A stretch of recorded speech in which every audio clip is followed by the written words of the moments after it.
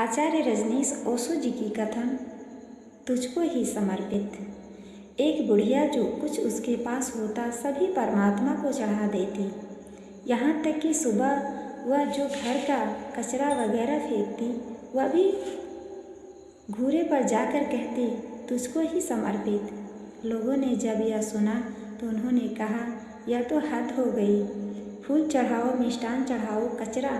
एक फकीर गुजर रहा था, उसने एक दिन सुना कि वह बुढ़िया गई घूरे पर, उसने जाकर सारा कचरा फेंका और कहा हे प्रभु तुझको ही समर्पित। उस फकीर ने कहा कि बाई ठहर, मैंने बड़े बड़े संत देखे, तू यह क्या कर रही है?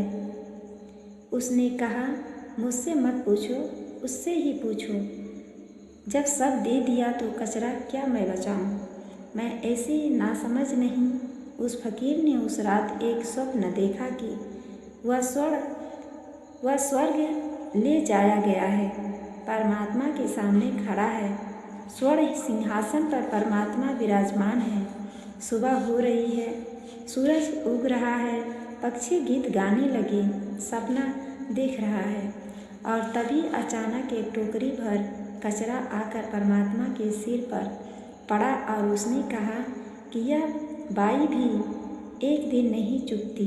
फकीर ने कहा कि मैं जानता हूँ इस बाई को, कल ही तो मैंने इसे देखा था और कल ही मैंने उससे कहा था कि यह तू क्या करती है, लेकिन घंटे भर वहाँ रहा। फकीर बहुत से लोगों को जानता था जो फूल चढ़ाते हैं, मिष्ठान चढ़ाते हैं, वे तो कोई नहीं आए। उसने पूछा परमात्मा को ही, फूल चढ़ाने वाले लोग भी हैं? सुबह ही से तोड़ते हैं, पड़ोसियों से, वृक्षों में से तोड़ते हैं। अपने वृक्षों के फूल कौन चढ़ाता? आसपास से फूल तोड़कर चढ़ाते हैं। उनके फूल तो कोई गिरते नहीं देखते। परमात्मा ने उस फकीर को कहा जो आधा आधा चढ़ाता है उसका पहुँचता नहीं। इस स्त्री ने सब कुछ चढ़ा दिया है, कुछ नहीं बचाती है, जो है सब चढ़ा दिया है। समग्र जो चढ़ाता है उसका ही पहुँचता है। घबराहट में फकीर की नींद खुल गई, पसीने पसीने हो रहा था, छाती धड़क रही थी, क्योंकि तब तक की मेहनत उसे याद आया कि व्यर्थ गई।